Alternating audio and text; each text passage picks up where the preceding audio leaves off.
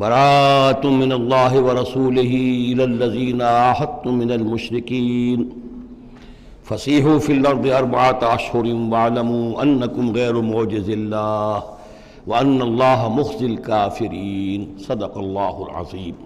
رب اشرح لی صدری ویسر لی امری واحلل عقدۃ من لسانی یفقہوا قولی۔ اللہم ربنا الہمنا رشدنا واعذنا من شرور انفسنا۔ اللہم ارنا الحق حقا وارزقنا اتباعہ وارنا الباطل باطلا وارزقنا اجتنابہ۔ اللہم طہر قلوبنا من النفاق واعمالنا من الرياء، آمین یا رب العالمین۔ اب ہم اللہ کے نام سے سورہ توبہ کا آغاز کر رہے ہیں۔ یہ سورہ مبارکہ تجزیے کے اعتبار سے قرآن حکیم کی مشکل ترین صورت ہے۔ اس میں کئی خطبات ہیں جو مختلف مواقع پر نازل ہوئے ہیں، اور چونکہ قرآن مجید میں یہ چیز محفوظ نہیں ہے کہ کون سا خطبہ کس وقت نازل ہوا، اس کے حوالے سے بڑی تحقیق کی ضرورت ہوتی ہے، اور جن لوگوں نے اتنی تکلیف گوارا نہیں کی ہے وہ بہت سے مغالطوں میں خود بھی مبتلا ہوئے ہیں اور دوسروں کو بھی مبتلا کیا ہے۔ بہرحال پہلی بات تو یہ سمجھیے کہ یہ سورہ مبارکہ دو بڑے بڑے حصوں پر مشتمل ہے۔ پہلا حصہ پہلے 5 رکوعوں پر مشتمل ہے اور دوسرا حصہ 11 رکوعوں پر مشتمل ہے۔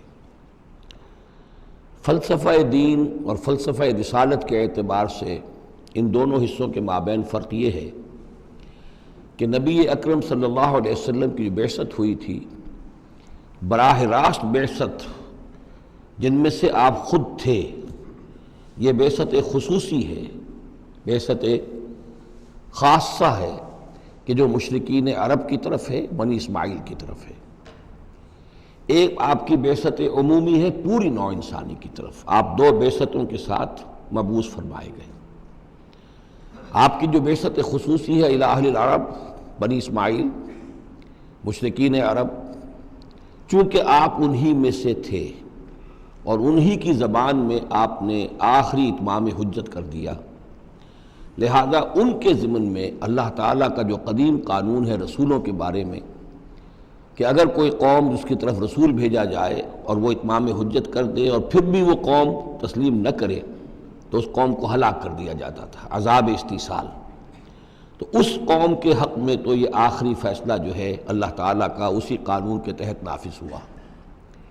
اس آخری فیصلے کا جو معاملہ ہے وہ ہے جو پہلے 5 رکوعوں میں آیا ہے۔ یہ حضور صلی اللہ علیہ وسلم کی بعثت خصوصی سے متعلق ہے اہل عرب کی طرف۔ البتہ چونکہ آپ کی بعثت عمومی ہے پوری نوع انسانی کے لیے، آپ نے جزیرہ نما عرب میں دین کو غالب کر دیا، قائم کر دیا۔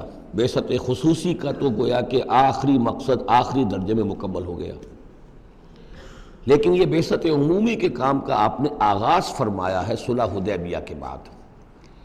آپ نے 7 ہجری تک کوئی مبلغ، کوئی داعی کہیں باہر نہیں بھیجا، جب تک کہ جزیرہ نما عرب میں اس حد تک کامیابی نہیں ہو گئی کہ قریش نے آپ کو تسلیم کر لیا اور آپ کے ساتھ صلح کی، تو جس کو کہ اللہ تعالیٰ نے انا فتحنا لک فتحا مبینا قرار دیا ہے، اس وقت تک آپ نے اپنی پوری توجہ، آپ نے پورا وقت، اپنی ساری صلاحیتیں، اپنی قوتیں مرکوز رکھی ہیں جزیرہ نما عرب کے اندر۔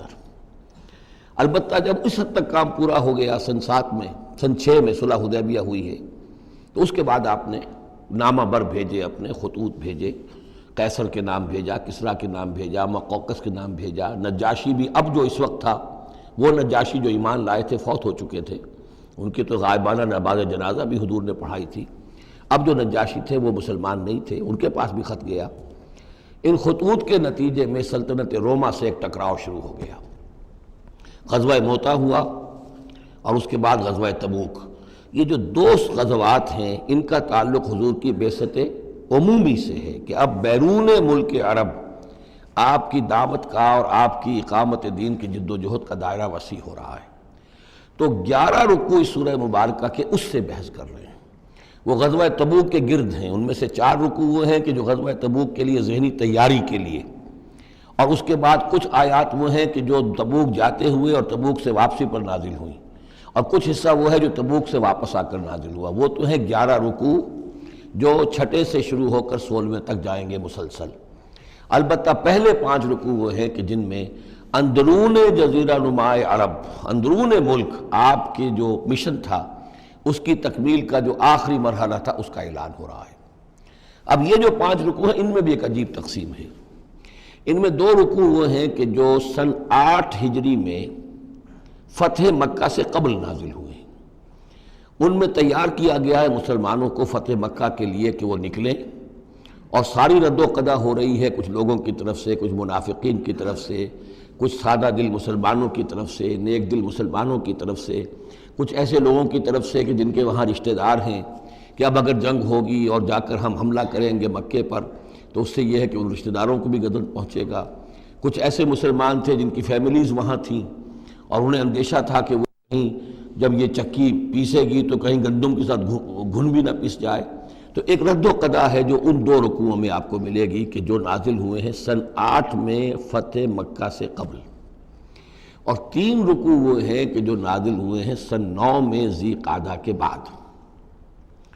اور یہ جب کہ فتح مکہ ہو چکا، اس سال حضور نے حج نہیں کیا، پھر اگلے سال آپ نے بھی دوبارہ حج نہیں کیا، لیکن آپ نے ایک قافلہ بھیج دیا تھا کہ وہ جائے، اور اس کے امیر کی حیثیت سے حضرت ابوبکر صدیق رضی اللہ تعالیٰ عنہ تھے امیر الحج۔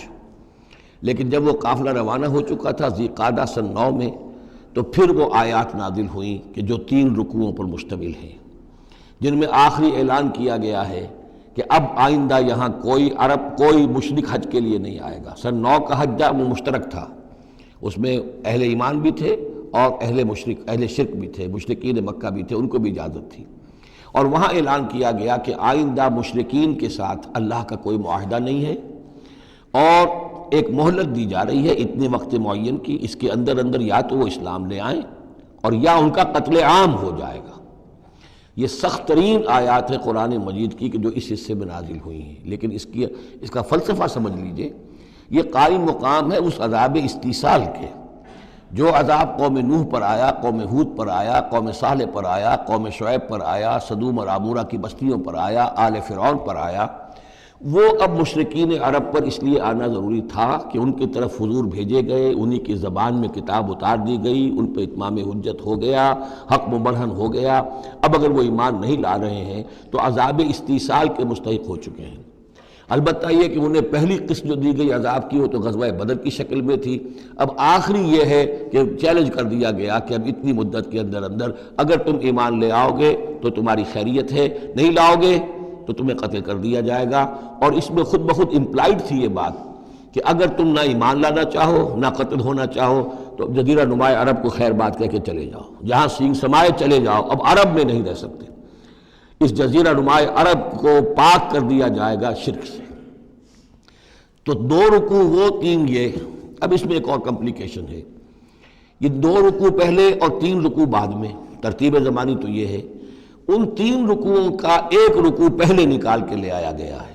جیسے میں نے کہا تھا کہ سورہ انفال میں ایک آیت جو تھی کہ جو بڑی اہم تھی اور جو بڑی یوں سمجھیے کہ ایک حساس مسئلے پر تھی کہ مال غنیمت کا کیا ہوگا، اس کو پہلے لے آئے، حالانکہ اس کا اصل حکم، اس کی اصل بحث جو ہے وہ سورت کے اندر چل رہی ہے، جا کے وسط میں آ رہی ہے۔ اسی طریقے سے قرآن کا اسلوب ہے کہ جو خاص بہت اہم شے تھی، اگرچہ وہ ان 3 رکوعوں سے متعلق ہے جو بعد میں نازل ہوئے ہیں، لیکن ان کو سب سے پہلے صورت میں رکھ دیا گیا ہے۔ تو گویا کہ پہلے 5 رکوع بھی 3 حصوں میں ہیں۔ پہلا رکوع جو 6 آیات پر مشتمل ہے، یہ وہ 6 آیات ہیں جن کو دے کر حضرت علی کو بھیجا حضور نے صلی اللہ علیہ وسلم، وہاں جا کر حج کے اعلان کرو، اعلان عام کر دو میری طرف سے کہ اب مشرکین کے ساتھ کوئی معاہدے نہیں۔ اس کے بعد وہ 2 رکوع ہیں جو ایک سال پہلے جو ہے نازل ہوئے ہیں فتح مکہ سے قبل۔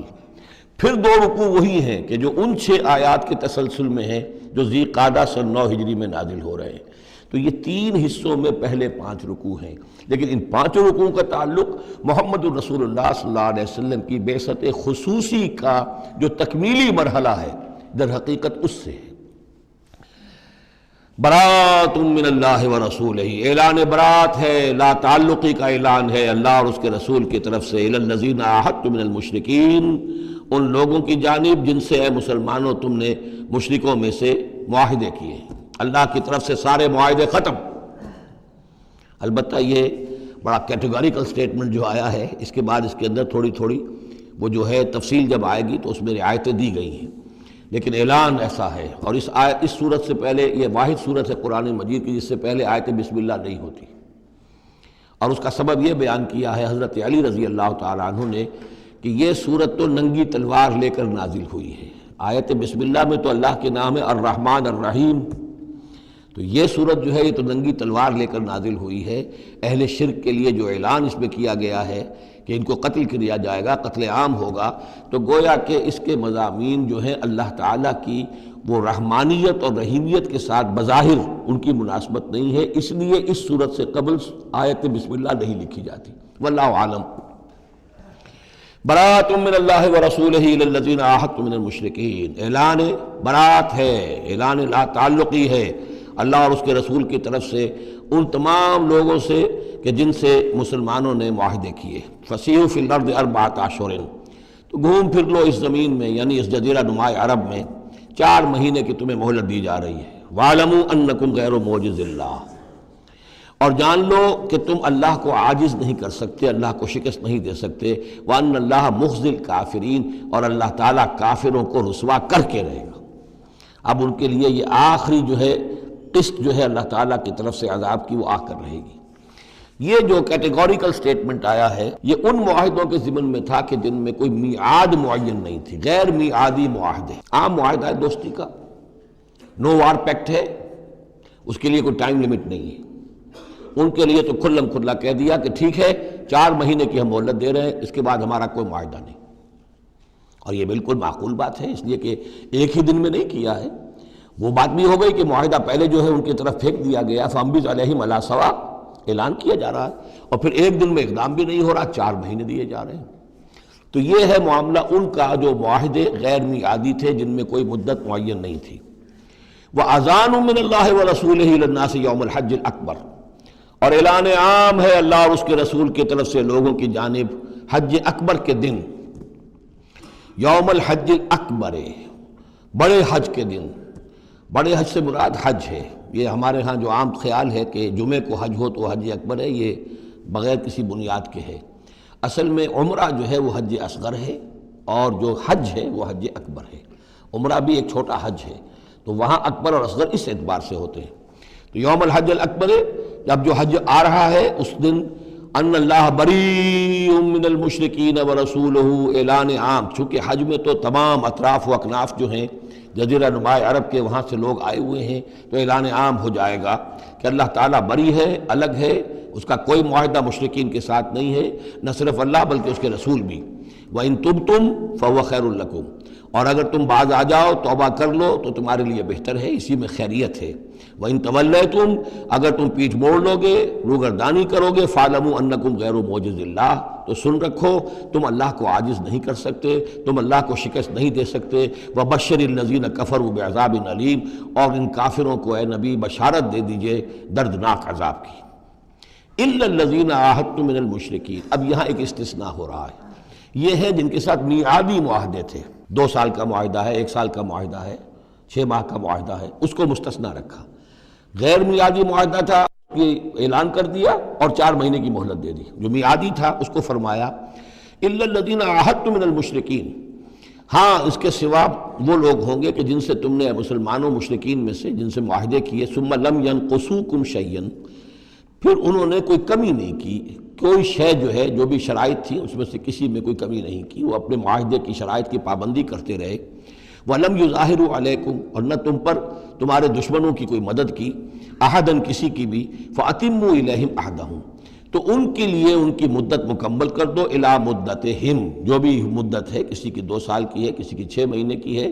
تو جو میعادی معاہدہ ہے اس کی بشرطے کہ ان کی طرف سے کوئی خلاف ورزی نہ ہوئی ہو تو ان کی مدت جو ہے وہ پوری کر دو.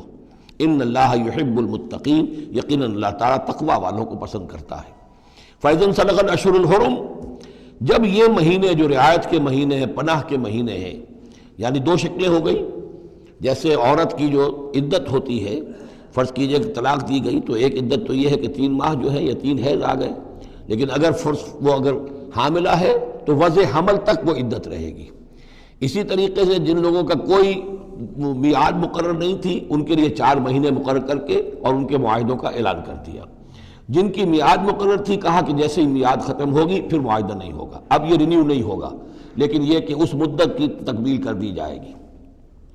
فَإِذَا انْسَلَخَ الْأَشْهُرُ الْحُرُمُ، اور جب یہ محترم مہینے سمجھ لیجئے، اس لیے کہ اب یہ ان کے لیے جو امان کے مہینے ہیں جو تمہیں دے دیے گئے ہیں، جب یہ ختم ہو جائیں گے فَاقْتُلُوا الْمُشْرِكِينَ حَيْثُ وَجَدتُّمُوهُمْ، تو قتل کرو ان مشرکوں کو جہاں پاؤ۔ یہ سخت ترین الفاظ ہیں۔ وَخُذُوهُمْ، پکڑو ان کو، وَاحْصُرُوهُمْ، گھیراؤ کرو ان کا، وَاقْعُدُوا لَهُمْ كُلَّ مَرْصَدٍ، اور ہر جگہ گھات لگا کر بیٹھو ان کو پکڑنے کے لیے۔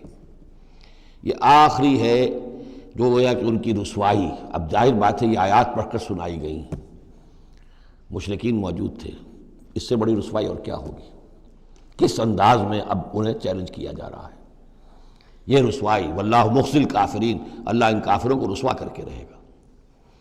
حضرت علی کو بھیجا گیا اس لیے کہ قافلہ روانہ ہو چکا تھا، پھر یہ آیتیں اتری ہیں 6، تو ان آیتوں کو دے کر حضور نے بھیجا کہ علی جاؤ اور میرے نمائندے کی حیثیت سے حج کے اجتماع میں تم اعلان کرو، اس لیے کہ عرب کا رواج یہ تھا کہ کسی بڑی شخصیت کی طرف سے اتنا بڑا اعلان وہ کوئی اس کا قریبی عزیز کر سکتا تھا۔ تو وہ قافلہ حج جو ہے کہیں پڑاؤ پر تھا، درمیان میں حضرت علی پہنچے، امیر تھے حضرت ابوبکر رضی اللہ تعالی عنہ۔